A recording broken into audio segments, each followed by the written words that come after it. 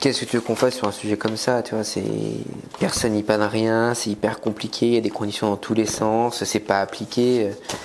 Non, c'est le truc a été fait avec le cul, quoi, puis c'est tout. Mais bon, je peux pas juste dire ça. Mais pourquoi c'est rouge là? Tu tournes là? Mais non!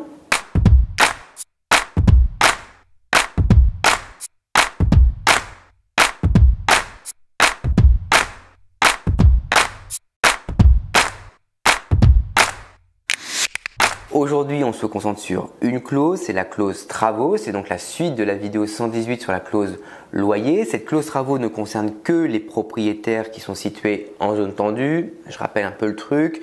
En zone tendue, le propriétaire n'a pas le droit d'augmenter son loyer d'un locataire à l'autre, sauf si notamment il réalise de gros travaux. Et c'est de ça dont on va parler aujourd'hui. On va voir comment rédiger cette clause travaux qui vous permet d'augmenter votre loyer en zone tendue.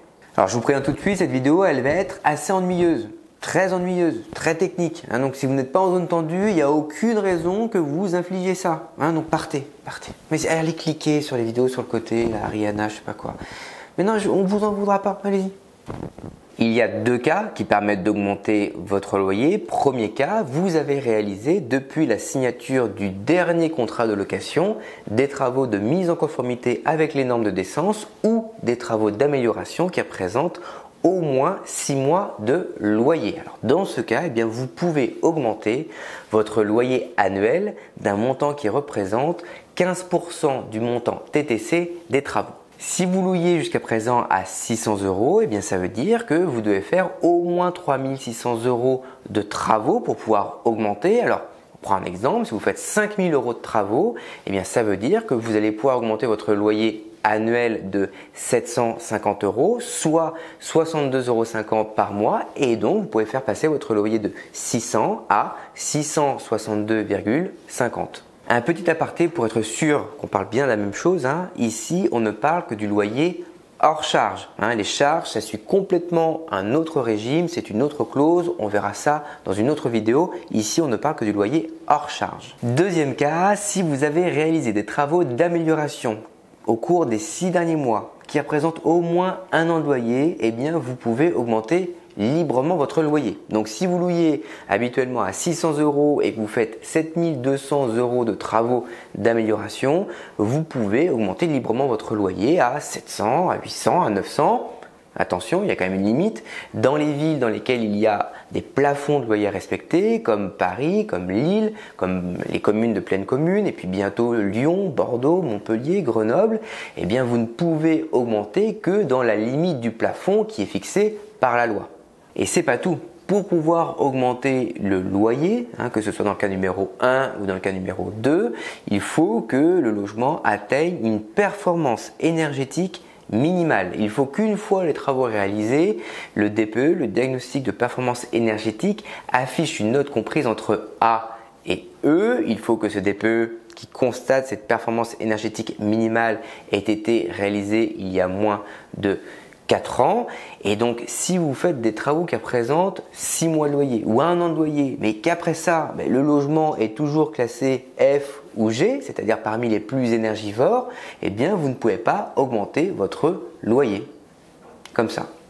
Attends, parce que déjà, c'est quoi les travaux de mise en conformité avec les normes de décence là? Les travaux d'amélioration, ça veut dire quoi? Si je refais les peintures, ça améliore ou pas?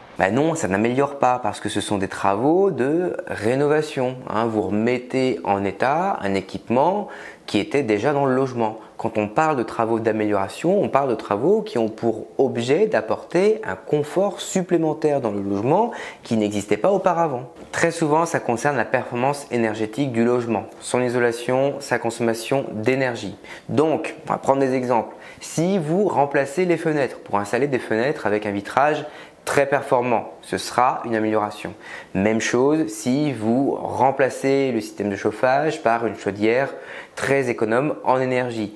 Ce sera une amélioration. Même chose si vous installez une cuisine équipée qui n'existait pas auparavant, ou si vous installez un système d'alarme contre les cambriolages, ce sera des améliorations. En revanche, si vous passez simplement un coup de blanc sur les murs ou si vous remplacez un canapé qui est cassé, ça c'est pas de l'amélioration. Bon allez, travaux d'amélioration, je veux bien, je vois à peu près. Mais alors, mise en conformité avec les normes de décence, c'est pas là.